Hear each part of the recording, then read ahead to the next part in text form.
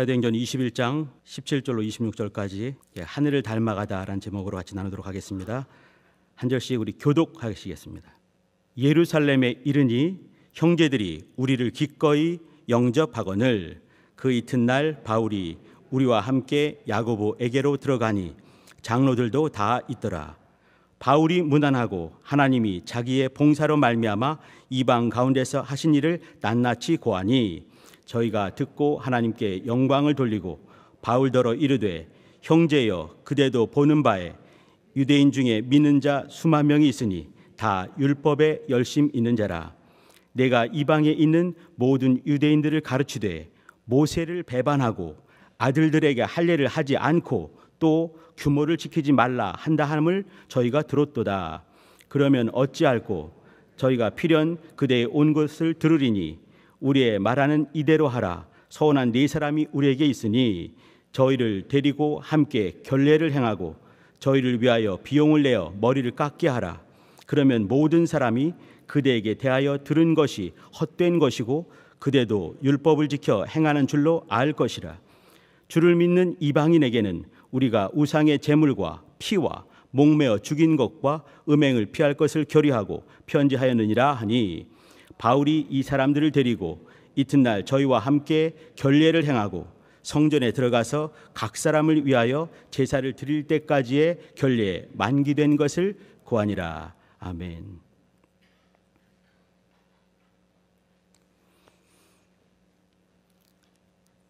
지난 금요일이 그 스승의 날이었습니다. 우리 성도님들 스승의 날이 어떻게 스승의 날인지 혹시 아십니까? 석탄절은 그 석가모니가 탄생한 날 이거 아니겠습니까? 성탄절은 우리 주 예수 그리스도께서 나신 날로 또 기념을 하는 겁니다. 그러면 스승의 날은 뭘까요? 스승이 태어나신 날 같지 않습니까? 근데 그 말이 맞습니다. 1397년에 그 음력으로 4월 10일이면 이제 양력으로 5월 15일이래요. 그때 민족의 스승이라 생각되는 세종대왕께서 탄생하신 탄신일입니다. 그러면서 이제 이렇게 세종대왕의 어떤 뜻과 어떤 이제 그 정신, 이 스승으로서 온 민족의 백성들의 스승으로서의 그분의 정신을 기리는 날이 스승의 날입니다. 그 민족이 스승하고 했을 때 이렇게 조선시대 왕들이 꽤 되지 않습니까? 조선 전기에 조선 전체라고 봐도 괜찮을 텐데 그때 그 위대한 스승이 이제 우리는 이렇게 세종대왕님 이렇게 생각하는데 세종대왕과 조선 후계도 유명한 왕이 한 명 있었습니다. 이 정조였습니다. 좀 더 일찍 돌아가셨죠. 정조는 이제 49에 또 세종대왕께서는 한 52, 3 이때 돌아가셨는데 이제 두 분을 비교하는 글이 잠깐 나왔습니다. 정조는 이제 이렇게 경연이라고 해서 이렇게 학자들과 같이 그 이 학문에 대해서 논하는 그런 시간이 있지 않습니까? 그때 이제 그 정조는 학자풍의 그 천재적인 그런 왕인 거죠. 그렇기 때문에 이렇게 사람들이 뭔가 탁탁 말할 때도 두려우면서 말을 하는 거예요. 워낙 박학다식하기 때문에. 근데 또 틀리기만 하면 탁 찍어버리는 거죠. 이렇게 내가 지금 하는 말이 맞느냐? 어떤 근거로 그렇게 말을 하느냐? 뭐라고 말을 하겠죠. 그러면 이제 그것에 대한 반박들을 완전히 그냥 다 쪼개가지고 이렇게 앞에 있는 사람 무한하게 만들고 세상 말로 정말 박살을 내버린다고 그렇게 합니다. 그러니까 이제 이렇게 정조와 같이 경연 이렇게 그 의논하는 그런 시간은 좀 떤다고 하는 그런 말들을 들었습니다. 반면에 세종대왕께서 이제 민족이 스승이 하지 않습니까? 이렇게 회의를 하게 되거나 이렇게 경연, 이렇게 학문들 막 논하는 시간이 되게 되면 어떤 사람이 말을 하죠. 그러면 이제 그걸 가만히 듣고 있는 거예요. 가만히 듣고 있다가 다 들은 다음에 정조는 안 그러죠. 딱 끊어가지고 어떤 근거로 그렇게 말을 하느냐 이렇게 하지만 이 세종대왕께서는 스승답게 다 들은 다음에 너의 말이 참으로 아름답구나로 시작을 하는 거예요. 앞에 있는 사람은 존중을 하는 거죠. 그 사람이 한 말에 대해서 무슨 말을 하든지 이렇게 좋은 말을 시작한답니다. 이렇게 처음에 시작하는 말이 너의 말이 참으로 근사하고 아름답구나. 그러나 요 대목에서 이렇게 보는 거 어떻게 생각하느냐 하면서 자기 얘기를 천천히 얘기를 하는 거예요. 누가 진짜 스승 같습니까? 우리 성도님들이 한다면 누구 앞에 있고 싶겠습니까? 저는 정주 앞에는 못 있을 것 같습니다. 무서워서. 무슨 근거로 그렇게 말을 하느냐 하면 얼마나 떨리겠습니까? 근데 너의 말이 참으로 아름답구나로 시작을 하는 거예요. 이제 오늘은 약간 좀 흐린 감도 좀 있지만 이렇게 날씨가 많이 좋습니다. 5월이죠.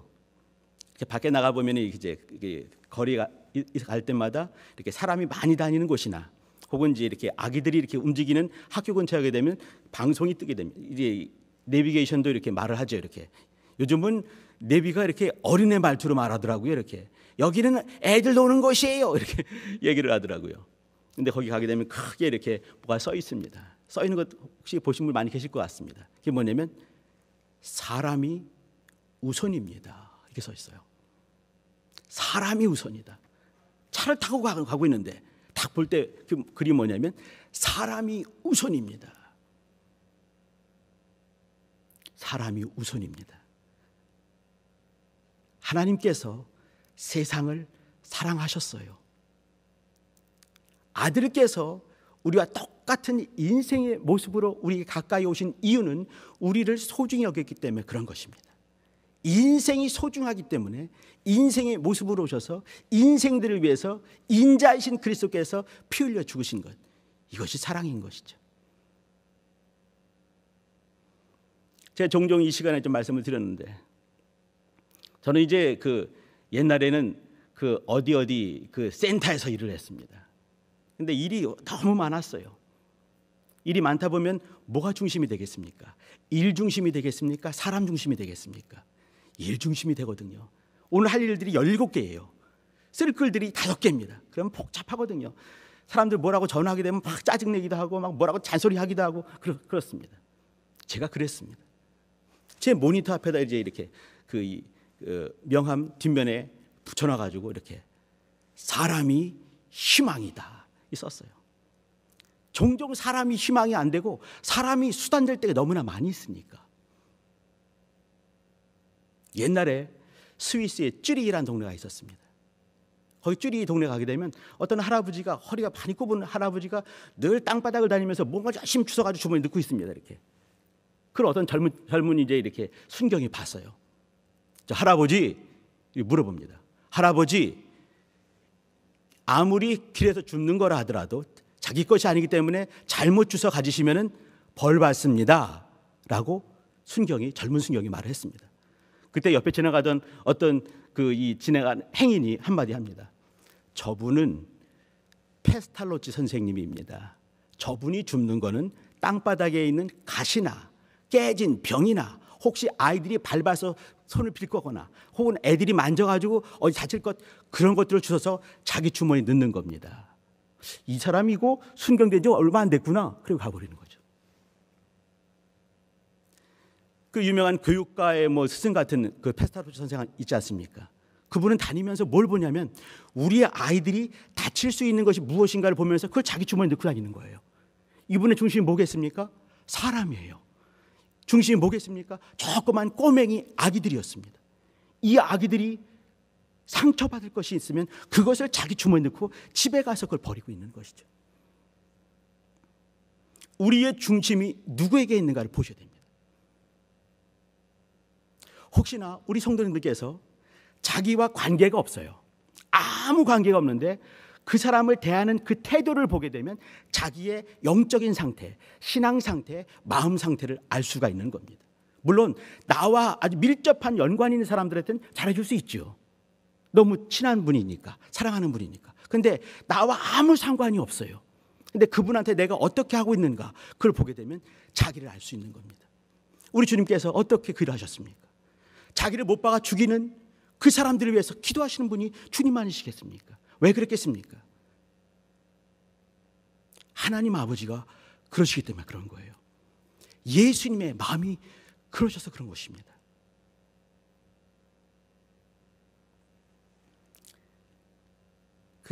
헬렌 켈러란 분 아시지요? 태어나서 19개월 만에 아주 큰 병을 앓다가 귀를 먹었고 눈이 멀었습니다. 귀를 먹으면 듣는 것이 없기 때문에 말도 못하지요. 그러니까 삼중고, 듣지 못하고 말하지 못하고 보지 못하는 그럼 뭐겠습니까? 인간의 어떤 이렇게 그 학습된 무엇이 있는 것이 아니라 그냥 동물적인 본성만 남아 있는 것이죠. 그러니까 이 애는 먹는 거, 싸는 거, 자는 거 외에는 아무것도 못한 거예요. 그때부터 8년, 8살 때까지. 그때 어떠한 선생님을 만났습니다. 잘 아시죠? 앤 설리번이라는 분이세요. 이분이 이 그 헬렌 켈러를 만났을 때는 20대 초반이었습니다. 근데 이 중요한 것이 이 앤 설리번이 어느 때 눈이 멀어본 경험이 있는 거예요. 살다 보니까 너무 힘들게 살다 보니까 눈이 멀어버린 거죠. 겨우겨우 수술을 몇 번 해가지고 이제 겨우 이제 이렇게 물체를 확인할 수 있게 되었습니다. 그는 뭐가 있냐면 못 본다는 것에 어떤 장애에 대한 것이 깊이 마음에 있는 사람인 것이죠. 그러면서 이제 이 헬렌 켈러를 유명한 설교가 가능한 이 강연하고 많은 사람을 깨우치고 또 이 장애자들을 위해서 힘쓰는 그런 사람을 길러냈습니다. 나중에 어떤 사람이 물어보는 것이죠. 헬렌 켈러에게 이렇게 사랑이 뭐라고 생각하십니까? 라고 물었습니다. 사랑이 뭐라고 생각하십니까? 그때 이 그 헬렌 켈러가 유명한 말을 했습니다. 자기가 사랑을 처음 느꼈을 때 얘기를 간증같이 하는 거예요. 자기가 근 8년간을 동물처럼 사는 거죠. 이렇게 먹는 거, 싸는 거, 자는 것밖에 안 했으니까. 만약 그걸 못하게 되면 난리가 벌어지는 거죠. 이렇게. 근데 어떤 사람이 와가지고 처음 만났을 때예요. 앤 설리번을 처음 만났을 때 와가지고 자기를 그냥 이렇게 꽉 안아주는 거예요. 동물 같은 애를 가만히 얘가 버럭버럭 막 그러겠죠. 근데 그때 꽉 끌어안고 가만히 있는 거예요. 충격인 것이죠. 동물 같은 자기를 안아주는 어떤 한 젊은 처녀. 그러면서 이제 그때부터 천천히, 얼마나 오래 걸렸겠습니까? 천천히 인생이 어떻게 사는 것인가, 그걸 차분히 배워가는 거예요. 그러면서 헬렌 켈러가, 동물 같은 헬렌 켈러가 민족의 스승 같은 사람이 되는 것이죠. 작은 배려가, 안아주는 것 때문에 주머니에 그 안 좋은 것들 다 집어넣으면서 우리 아이들 생각하는 그 마음 때문에, 작은 배려가, 하늘을 닮은 어떤 사람의 그 작은 배려 때문에 어떤 사람은 인생이 열리게 되고 어떤 사람은 영생이 열리기도 합니다. 어떤 박물관에서 있었던 얘기입니다. 박물관에서 이제 이렇게 이렇게 보고 있는 분이 어느 날 보니까 아주 이른 날인데 머리가 희끗희끗한 할아버지가, 아주 키는 크신 분이세요. 오셔가지고 이제 이렇게 그걸 보는 거죠. 이렇게 뭐 늘상 있는 일이기 때문에 그런가 보다 했습니다. 근데 이분은 이상하게 그 그림을 앞에 놓고 가가지고 무릎을 꿇고 이렇게 보고 있습니다. 무릎을 꿇고 보거나 아니면 잔뜩 고개를 숙여가지고, 가뜩이나 키가 크신 분이 고개를 숙여가지고 이렇게 보고 있는 거죠. 근데 가는 것마다 전부 다 무릎을 꿇고 보거나 이렇게 고개를 숙여서 보고 있는 거예요. 너무 이상했습니다. 왜 그러시냐고 이제 너무 궁금하니까 물어보는 거죠. 그러니까 자기는 조그만 아이들, 다음 주 되면은 이제 이 아이들과 같이 이곳으로 견학을 온다는 거예요. 그러면 그 아이들은 조그만 애들이니까, 이 초등학교 조그만 애들이니까 키가 좀 작지 않습니까? 그러면 그 조그만 애가 보는 시각에서 어떻게 보일까를 먼저 보는 거예요. 이렇게 조그만 애가 낮으니까 고개를 숙이거나 무릎을 꿇고 이제 이 눈높이를 맞추는 거죠. 걔가 보는 눈높이를 맞추고 그걸 보면서 이제 그 얘기를 하고 있는 거예요. 걔는 어떤 시각으로 보일까 보면서 그걸 이제 자기가 먼저 쭉 보고 설명해주고 애들 눈높이가 중요하니까 그거를 애들 눈높이에서 먼저 그것을 보면서 설명해줄 것을 준비하고 있는 것이에요. 그러면 이 선생님의 마음은 어디 있겠습니까? 애들한테 있는 거예요. 그 조그만 쪼무레기 우리 애기들한테 있는 거죠. 걔들의 눈높이를 맞추고 걔들이 어떻게 보일까를 먼저 보면서 설명할 것을 준비하고 있는 것이죠. 제가 이제 대부분 선생님들에 대한 얘기를 드리고 있습니다. 우리 예수님께서 선생이시기 때문에 그렇습니다. 랍비로 오셨기 때문에 그렇습니다. 너희가 나를 선생이다, 주라 말하는 것처럼 내가 바로 그다 이렇게 말했습니다. 요한복음 13장 13절에 예수님은 이 땅에 선생으로 오신 것이에요. 눈높이를 맞춰 오셨습니다. 우리에게 있는 그 추악한 것들, 저주들, 사망들을 다 가지고 가셨습니다. 그리고 우리 끝끝내 우리를 안아주시는 분이 바로 그분이십니다. 우리 성도님들, 세상살이가 만만치 않습니다. 이번에 끝날 줄 알았는데 또 몇 사람들 때문에 다시 또 이제 벌어지게 되면서 또 이제 이 사회적 거리두기 또 뭐 거리두기 하면서 또 다시 이제 뒤로 밀리지 않습니까? 저는 우리 초등학교 애들, 중등부, 고등학교 우리 친구들 어떻게 해야 될지 답답하기도 하고 5월 말에 예배를 드립시다 이렇게 해놨는데 이거 어떻게 되나? 이 세상을 바라보면 답답하기 그지없습니다. 그때 우리의 스승 대신 우리의 모든 것을, 모든 저주를 다 짊어지고 가신 바로 그분, 끝끝내 우리를 안아주시는 바로 그분, 우리가 눈높이를 여전히 맞추시는 바로 그분께 내 눈높이를 맞춘다 한다면 나는 평안할 수 있는 것이요.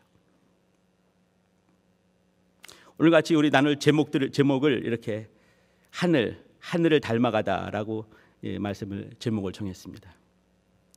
오늘 나눈 말씀 여기 21장 17절부터 26절 보시게 되면 중요한 사람 두 사람이 등장을 합니다. 사도 바울이 등장을 하지요. 18절을 보시게 되면요, 근데 이렇게 이튿날에 바울이 우리와 함께 야고보에게로 들어갔다 이렇게 했습니다. 이 야고보가 누구겠습니까? 성경 야고보가 한 4사람 정도 등장을 합니다. 뭐 이제 그 세베대의 아들 요한의 형제 야고보가 있는가 하면, 또 이제 알페오의 아들이 야고보가 있는가 하면, 또 작은 야고보가 있는가 하면, 또 이제 저번 주에 나눈 것처럼 주의 형제 야고보가 있죠. 여기 이제 우리가 그 흔히 많이 봤던 그 이 세베대의 아들 그 야고보, 살로모의 아들 야고보, 또 요한의 형제 야고보는 12장에 죽습니다. 사도행전 12장이에요. 헤롯 아그리파 1세에 의해서 죽게 되는 거죠. 순교하지요. 그리고 이제 이 12장 그가 죽자마자 등장하는 것이 뭐냐면 또 다른 야고보가 등장을 합니다. 이 야고보가 누구냐면 예수님의 형제 야고보입니다. 근데 이제 이 야고보에게 들어갔다 이렇게 나왔어요. 그 이튿날 바울이 우리와 함께, 우리란 말이 뭐겠습니까? 이 저자인 이 누가가 껴 있는 거죠. 우리와 함께 야고보에게 들어갔다. 이 야고보에 들어갔다 이 말 사실은 말이죠, 예루살렘 교회예요. 예루살렘 교회를 왔고 예루살렘 교회에서 장로들도 많이 만나게 되면서 특별히 한 사람 얘기를 하고 있는 거죠. 누구냐면 야고보였습니다. 그 다음부터 나온 얘기가 20절 보시게 되면요, 저희가 듣고 하나님께 영광을 돌리고 바울더러 이르되, 그리고 이제 인용 표시가 없지만 형제여 그대도 보는 바에, 여기 쭉 얘기가 쭉 나옵니다. 이 25절까지 흘러가는 거죠. 이 얘기를 누가 했겠습니까? 야고보가 한 것이에요. 야고보가 한 얘기가 여기 이제 15장에 보면 13절부터 20절까지 이렇게 유명한 예루살렘 총회의가 있을 때 이제 그 얘기하는 것이 나오죠. 긴 얘기입니다. 야고보 얘기죠. 주의 형제 야고보입니다. 여기도 주의 형제 야고보가 쭉 얘기를 하고 있는 거예요. 야고보가 한 얘기가 이렇게 한 번, 두 번 큰 얘기가 나오게 되고, 야고보서 등장하는 거 있지 않습니까? 이 3번 정도 큰 긴 얘기가 나오는 것이에요. 보게 되면 야고보의 어떤 신앙의 모습들, 또 야고보의 신학적인 어떤 생각들, 야고보가 갖고 있는 교회의 모습들, 야고보가 보고 있는 예수님의 생각들이 숨어 있습니다.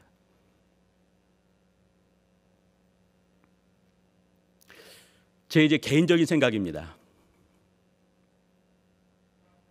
이 당시면 말이죠, 여기 이제 21장입니다. 사도행전 21장이에요. 사도행전 1장은 그 한 몇 년쯤 되겠습니까? 예수님 죽으신 지 얼마 안 됐을 때 한 30년쯤 됐을 것입니다. 30년, AD 30년. 15장은 뭐냐면 유명한 회의가 열렸습니다. 몇 년 되겠습니까? 50년이에요. 50년.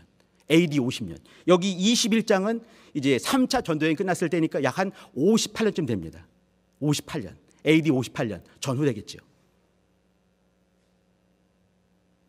사도 바울이 회심했을 때가 한 33년쯤 될 것 같습니다. 33년.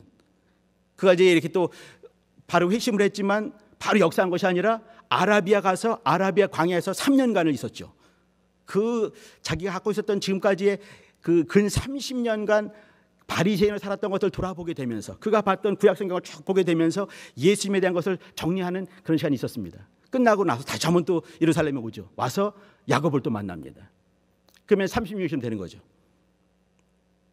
근데 아무도 그를 이제 이렇게 반가워하지 않기 때문에 그가 에이 집에 돌아갈래 가버리고 말았습니다. 다소성으로 가버렸습니다. 거기서 10년을 머물렀습니다.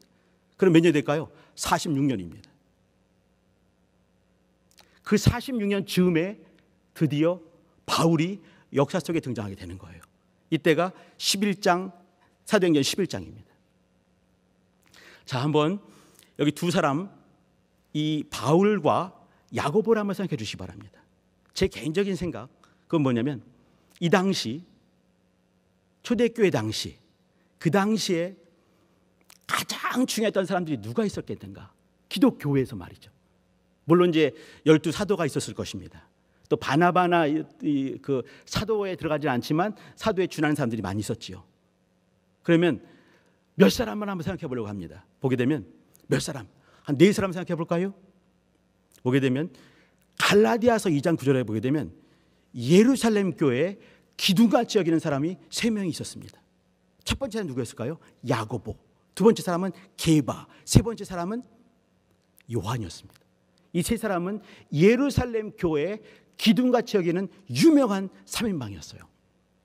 이 사람들이 지금 와가지고 이제 이렇게 그 바울과 바나바에게 악수를 청하는 그 대목입니다. 그 다음에 이어서 나온 사람이 바울이죠. 당시에 유명한 사람 4명 하게 되면 4사람이 야고보, 베드로, 요한 그리고 바울입니다. 성도님들 한번 그러면 두 사람을 한번 꼽아주세요. 누구겠습니까? 제 생각을 말해볼까요? 지금은 우리가 볼 때는 요한이나 베드로가 유명하지요. 뭐 수제자 이런 말을 하기도 하고, 또 요한은 또 이제 요한의 유명한 5권의 성경을 쓰기도 했고, 또 주의 사랑하시는 그 제자, 또 우리는 또 이제 이렇게 근 한 50년간 들어왔던 얘기가 있었기 때문에 요한 신학, 요한의 신앙을 정립, 이것 때문에 요한이 가장 많이 나오지요. 그러나 중요한 사람을 두 명을 말하면은 야고보와 사실은 베드로입니다. 아니 바울입니다. 한 명을 말하면 누구겠습니까? 한 명을 딱 말하면은 이 당시 58년 그 어간을 중심으로 해서 본다면은 한 명을 말하면 누구겠습니까? 야고보입니다. 제가 지난주에 줄기차게 얘기했던 것 한번 기억해 주시기 바랍니다.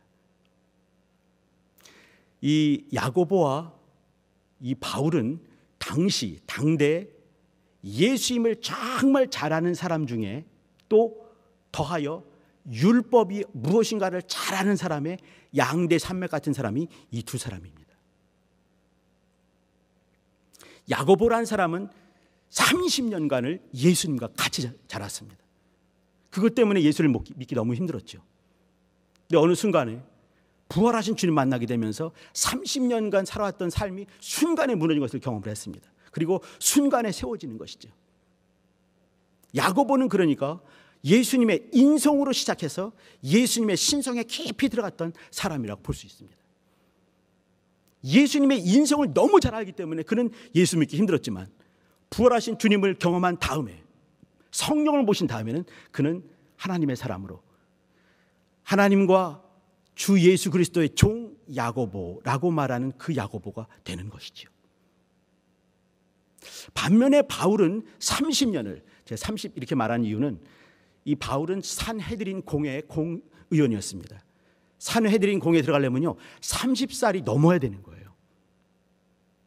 그렇기 때문에 그는 근 30년간 히브리인 중에 히브리인, 바리새인 중에 바리새인, 가말리엘 지파에서 열심으로 이 공부했던 당대 박사 중에 박사가 이 바울이었습니다.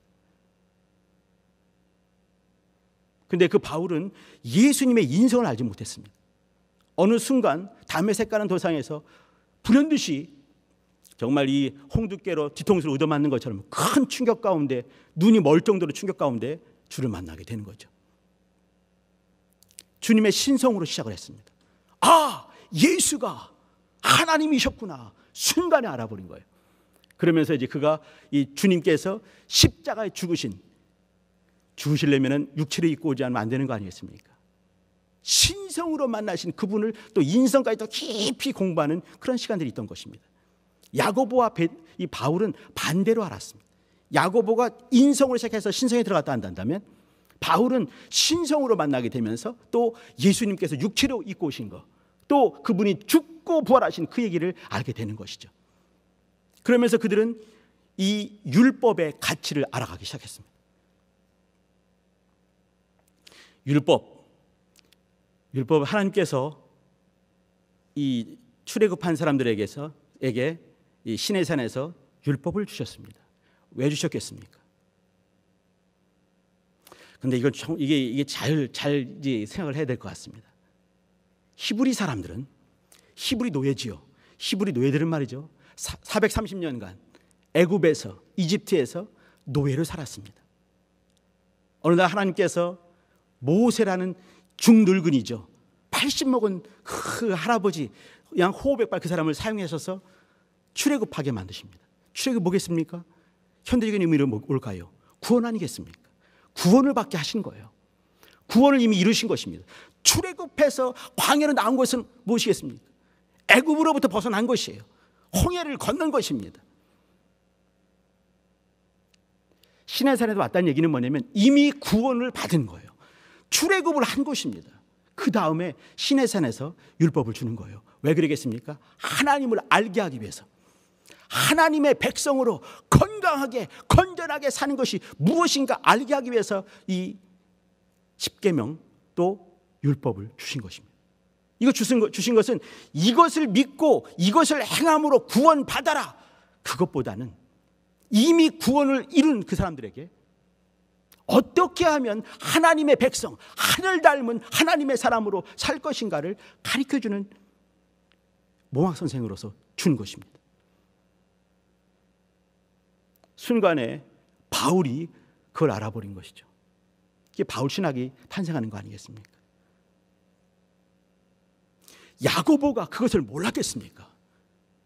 부활하신 주님 만났는데 그걸 모르겠습니까? 너무너무 잘 아는 것이죠. 우리의 모든 저주를 다 주머니에 넣고, 주머니에 넣은 게 아니죠. 십자가에 지고 죽으신 하나님의 아들, 곧 하나님이신 예수 그리스도, 나는 그의 노예에 불과하다라고 말하는 야고보, 몰랐겠습니까? 너무너무 잘 아는 것이죠. 당대 유명한 야고보와 바울은 그것을 절절히 너무 잘 알았던 것이죠. 그런데 이제 오늘 문제는 이제 오늘 이 사건입니다. 야고보가 바울에게서 요구하는 것을 잘 보셔야 됩니다.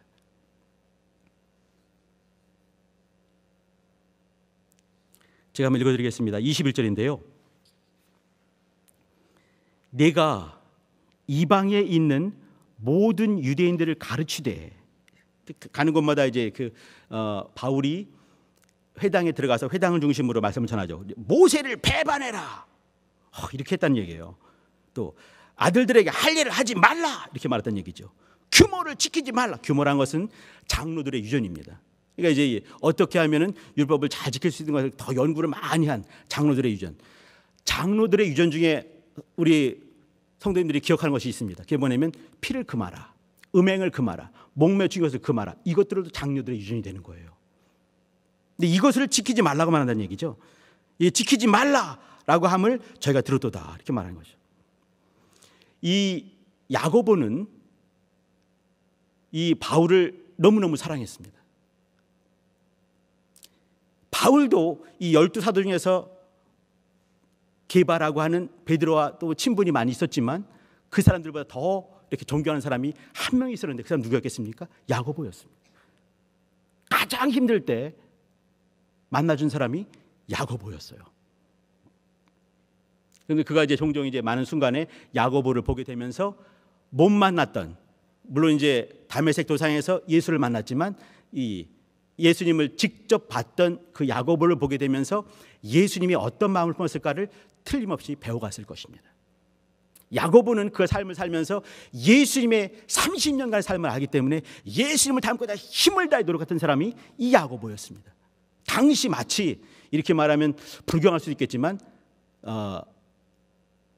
주님이 이제 부활하셔서 승천하셔서 이제 하늘나라 가셨겠으니까 이 땅에 있는 마치 예수님처럼 그렇게 살았던 사람이 야고보였습니다.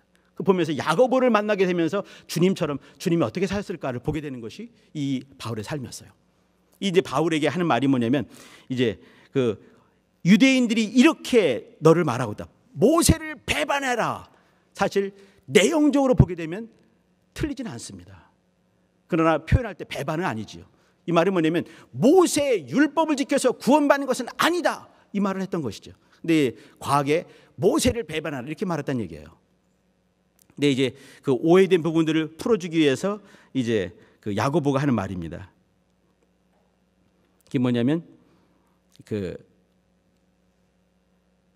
24절에 보게 되면 사람들 우리 교회 가운데 4사람이 있는데 이 사람들을 데리고 가서 성전에 가서 결례를 행하고, 결례란 것은 길게는 한 30일, 짧게는 일주일입니다. 처음 가자마자 머리를 싹 밀고 그리고 이제 거기서 제사를 드리고 예물을 드리는 거죠. 양을 한 마리 드리고 비둘기를 2마리 드리고, 그러면 4사람이면 양 4마리, 비둘기 8마리입니다. 작은 비용이 아닙니다. 그런데 이 비용까지도 내가 대고 말이죠. 우리 중에 4사람이 서운했으니까 내가 이들 데리고 와서 같이 결례를 행하고 성전에 들어가서 제사를 드리고 또 예물을 드리되 네가 돈을 내고, 이 말을 하는 거예요. 이방인의 사도인 바울이 듣기가 너무 힘든 말들을 야고보가 요구를 하는 것입니다. 그런데 중요한 건 이 바울이 이걸 그대로 따라가는 거죠. 26절을 보게 되면 이제 바울이 이 사람들을 데리고 이튿날 저와 함께 결례를 행하고 성전에 들어가서 그걸 다 하는 것이에요. 중요한 것은 바로 왜 그랬는가 그 말입니다. 왜 그랬을까? 이방인의 사도가 율법을 지켜서 구원받는 것이 아닌 것을 너무너무 잘 알고 그것을 말하고 있는 바울이 왜 야고보의 그 말 그대로 따랐을 것인가? 따라야만 됐는가? 따랐는가? 그것입니다. 저는 여기서 야고보, 하늘을 닮은 야고보, 또 하늘을 닮은 바울을 보고 싶은 것입니다. 만약에 이 바울 성품 아시죠? 마가가 이렇게 이제 그 복음 전하다가 마가가 가버리니까 쟤는 쓸모없어 이렇게 말할 수 있는 사람입니다. 마가를 데리고 가자는 바나바와 심각하게 싸워가지고 넌 니대로 가, 난 나대로 할게, 돌아보지 마 이렇게 헤어질 수 있는 사람입니다. 베드로가 어느 날 이렇게 이제 이방이 같이 밥을 먹고 있다가 야고보 편에서 사람들이 오니까 갑자기 밥 먹다 말고 상을 딱 들고 딴 데로 가버렸어요. 이렇게 야고보 편에서 왔다. 이 말은 예루살렘 교회에서 야고보와 같이 신앙생활하는 장로들이 온 것입니다. 이 사람들은 그때도 이방이 같이 밥을 먹질 않았어요. 안디옥 교회에 왔지만 같이 밥을 먹질 않는 것이죠. 근데 베드로 같이 밥을 먹고 있는 걸 보면은 혹시나 오해할까 봐 외식하는 거죠. 그걸 보면서 베드로를 자기 면대해가지고 막 책망을 할 수 있는 사람이 바울이었습니다. 근데 그런 바울이 야고보의 그 말들을 선선히 들은 이유가 왜 그랬을까요? 바울은 그때 야고보의 마음을 읽은 것입니다. 야고보가 왜 그렇게 말할 수밖에 없는지. 그 당시에 이미 예루살렘 교회는 수만 명의 이방인 말고 유대인 크리스찬들이 있었습니다. 수만 명의 교인들이 있는 거예요. 이들은 평생이 아니라 수천 년간 유대인으로 살아온 사람들입니다. 율법을 지켜서 구원받지 않는다는 것 그들도 아는 것이에요. 그런데 율법은 이미 그들의 문화가 되어버리고 말았습니다. 율법을 지키는 것이 너무너무 편한 것이지요. 이때 율법에 대해서 이렇게 홀대하거나 하게 되면 유대인 문화를 홀대하는 걸 여기게 되고 유대 민족들을 업신여기는 사람이 될 수밖에 없는 것입니다. 그래서 유대인이지만 크리스찬 된 야고보도 그들과 같이 그와 같은 모습으로 신앙생활을 하고 있는 것이에요. 야고보가 이렇게 말할 때는 수만 명의 사람들이 같이 있는 것입니다. 그러면 바울은 그때 당신이 예수 믿는 사람으로 예수님의 형제로서 어떻게 그렇게 말할 수 있어? 하는 순간에 예루살렘 교회는 풍비박산 나는 것이에요. 바울은 그때 유대인 크리스찬들이 보인 것입니다. 또 그렇게 말하고 있는 야고보가 보이는 것이죠. 그 당시 공동체가 보인 것입니다. 내가 한마디, 내가 한 행동 때문에 어떤 일이 벌어질지 알게 되는 것이죠. 또 야고보가 바울을 너무너무 사랑해서 오해받고 있는 이 바울이 사실은 그가 율법을 없인 여기는 사람이 아니라 율법에 속한 사람이고, 하지만 그는 이방인에게 하기 때문에 그렇게 복음을 말할 수밖에 없다라는 것을 가르쳐주기 위해서라도, 또 공동체를 위해서라도 그렇게 하게 되는 것이죠. 그러면서 사도 바울이 성전에 들어가서 결례를 행하고 있는 것입니다.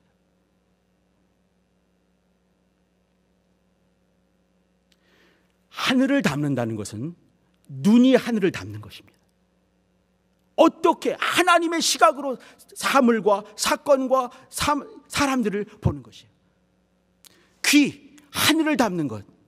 하나님의 이 귀를 가지고, 예수님의 귀를 가지고 들을 수 있는 것입니다. 입도 마찬가지, 혀 마찬가지입니다. 생각 마찬가지입니다. 마음 심성이 마찬가지고 삶도 마찬가지입니다.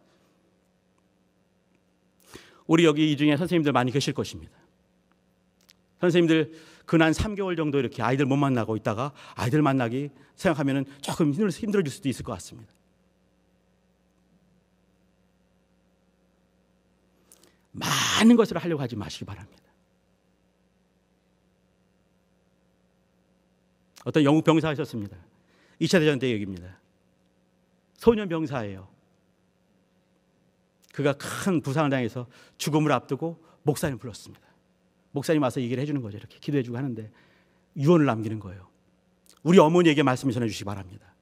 어머니에게 이렇게, 아들은 자랑스럽게 영국의 병사가 되어서 편안하게 열심히 나라 위해 싸우다가 편안하게 고통 없이 죽었다고 전해주시기 바랍니다. 엄마가 너무 힘들어하실까 봐 그렇게 말하는 거죠. 알았다, 내가 전해주마. 근데 또 이제 한참 있다가 숨을 몰아쉬면서 또 한마디 했습니다. 목사님, 한 사람에게 더 말씀 전해주시기 바랍니다. 뭐냐 물어보니까 우리 교회학교 선생님에게 말씀을 전해주세요. 말하는 겁니다. 교회학교 선생님들에게, 교회학교 선생님에게. 선생님께서 말해주신 대로 크리스찬으로 살다가 크리스찬으로 죽습니다. 영원한 나라 하늘을 보여주셔서 고맙습니다. 크리스찬으로 죽습니다. 편하게 죽습니다. 라고 전해달라는 거예요. 이 편지가 이제 영국에 있는 그로 갔습니다. 근데 그때 마침 그 선생님이, 당신이 이제 이렇게 우리가 똑같은 거죠. 아무리 말해도 말도 듣지 않고 언제 끝나요? 이렇게 말하는 애 때문에 너무 힘들어가지고 이제 내가 언제 그만둘까 막 그러고 있다가 그 편지를 받은 거예요. 내일이면 그만둬야지, 매번 이제 그렇게 하다가 이제 내일은 진짜 그만둬야지, 목사님 만나서 그만둬야지 했는데 편지를 받아봤습니다. 그 편지가 그 내용입니다. 선생님, 하늘을 보여주셔서 고맙습니다. 크리스찬으로 살다가 크리스찬으로 편안히 하늘로 갑니다. 감사합니다. 그 얘기를 듣는 거죠. 이분이 관뒀겠습니까? 안 관뒀겠습니까? 우리 선생님들 힘을 내셔야 되겠습니까? 안 내셔야 되겠습니까? 예수님께서 이렇게 선생 되는 것을 좋아하지 마라 이렇게 말했습니다. 이 말은 뭐냐면 선생 대접받으려고 하지 마라 이 말입니다. 선생은 그리스도 한 분으로 족하다 이렇게 말하는 거죠. 우리는 그저 주의를 잘 감당하면 될 것 같습니다. 저번 주에 송경호 목사님, 시간이 많이 갔네요. 찬송을 좀 그만들어 잠깐 마무리하겠습니다. 송경호 목사님 모셨던 거 기억나시죠? 송경호 목사님 뒤 꽁지머리 하신 분 기억나시죠? 제가 그 꽁지머리 하고 싶었는데 파마도 못하고 꽁지머리도 못하게 됐습니다. 꼭 하고 싶었는데 꽁지머리 하고 와가지고 이제 우리 애들한테 가서 이제 하고 싶었는데 노란 나비 넥타이하고 우쿨렐라 치면서 이렇게 찬양인도 하고 싶었거든요. 근데 이제 그분이 이렇게 그 아이들과 그분이 쓴 책 그 보셨습니까? 저는 이제 지난주에 그 책을 다 읽었는데 말이죠. 아주 울컥울컥하면서 읽었습니다. 그 꿈쟁이 주식회사라는 책이 있지 않습니까? 거기 보게 되면 어떤 애가 이렇게 목사님 이제 그 중창단을 만들어 가지고 열심히 일하는데 꿈들이 전에는 이제 아무것도 하기 싫어하던 애들이 이제 꿈들이 보이기 시작하는 거죠. 그러면서도 겁내는 게 뭐냐면 중간에 끝날까 봐.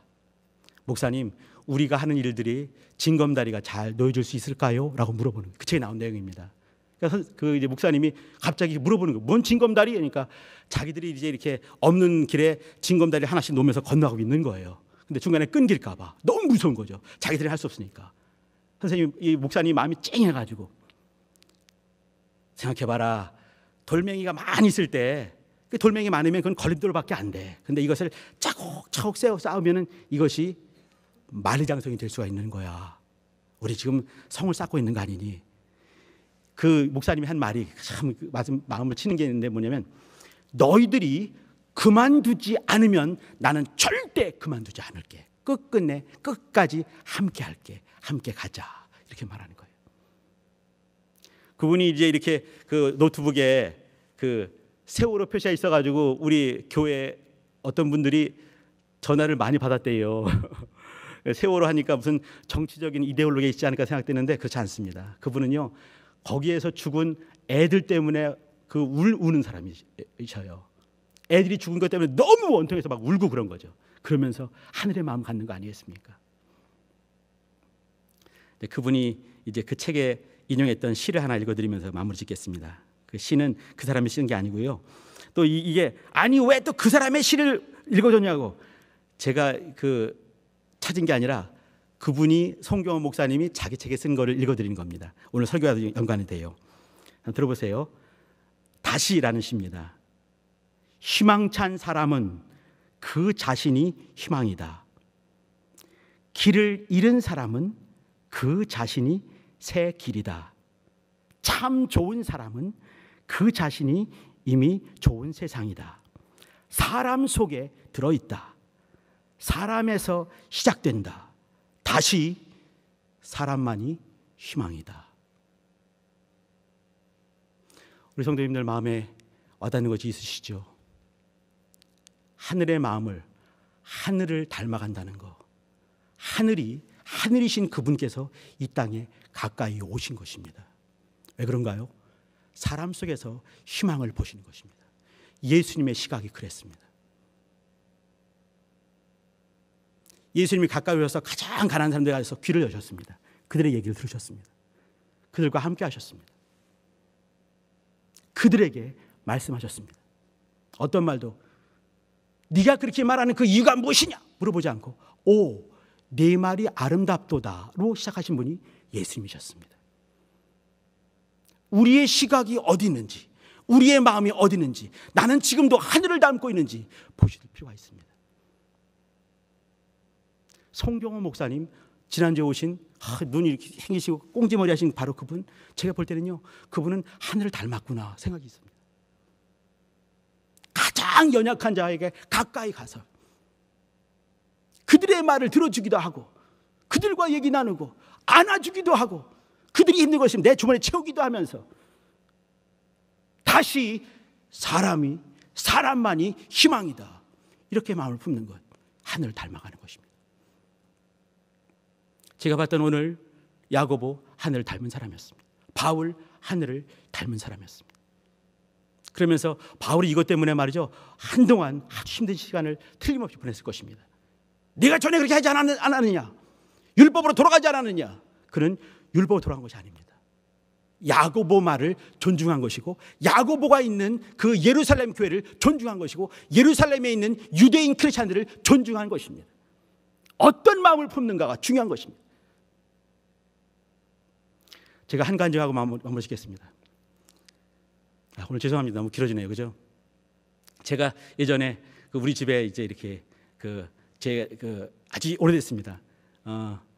제 아내가 조그만 아기를 봐주는 베이비시터 있지 않습니까? 이렇게 근데 그 애가 5살인가 7살인가 그 사이였어요. 조그만 애였습니다. 근데 마침 이제 그 집사람이 뭔 일 때문에 밖에 나가고 저는 혼자 있게 되고 그 애를 제가 보게 된 거죠. 우리 아들놈이 두 놈하고 같이 이제 그 아기를 보는 겁니다. 근데 애가 이렇게 엄마한테 갈래? 그러면 또 이제 놀아줘야 되는 거예요. 별걸 다 하는 거죠. 제가 한 게 뭐냐면 무등 태우고 팽팽 도는 걸 많이 했습니다. 그리고 또 이제 손 붙들고 막 도는 거 있지 않습니까? 또 이렇게 들었다가 딱 이게 애기 들었다가 이렇게 딱 하면 오 무서워하는 거예요. 그리고 막 웃는 거죠.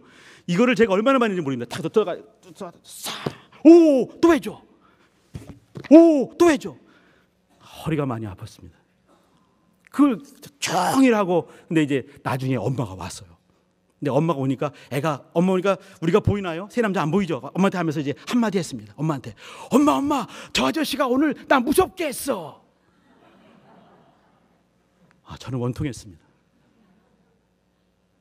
저는 허리가 부러지게 오 이걸 했거든요. 똑같은 일이 있었습니다. 이거는 얼마 전 얘기입니다.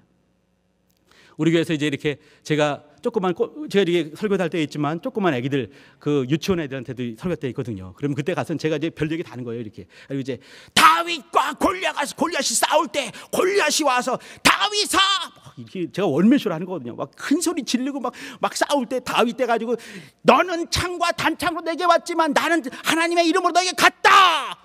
별소리 다 큰 소리 지르고 막 그런 거죠. 그럼 애들이 이렇게 귀를 막 막으면서 열심히 들어요. 제가 열심을 다해서 그냥 땀을 뻘뻘 흘리면서 하는 거죠. 얘가 집에 가서 한마디 했습니다. 엄마, 우리 목사님은 소리 질러! 원통합니다. 저는 그때요, 다윗 됐다가 또 골리앗 됐다가 소리 빽빽 지르고 뭐 원맨쇼 하고 어때는 뭐 붙이고 어때는 뭐 그림 그려가고 애들 관심 끌려고 온 정성을 다해서 밤새로 준비해서 가는 거예요. 소리 지르지요. 근데 애들한테 똑바로 해, 그게 아니에요. 우리 선생님들, 아니 우리 성도님들 가끔씩 선생님들께 뭐 우리 아이들이 뭘 하게 되면 왜 그랬니? 그게 무슨 말이야? 한번 다시 한번 물어봐 주시기 바랍니다. 애들 시각으로 무슨 말 할 때 교회 학교가 오해받을 때 참으로 많이 있어요. 다시 한번 애들한테 꼼꼼히 잘 물어봐 주시기 바랍니다. 또 힘써 일하시는 선생님들 가끔씩은 전으로 봐주시기 바랍니다. 기도하시겠습니다.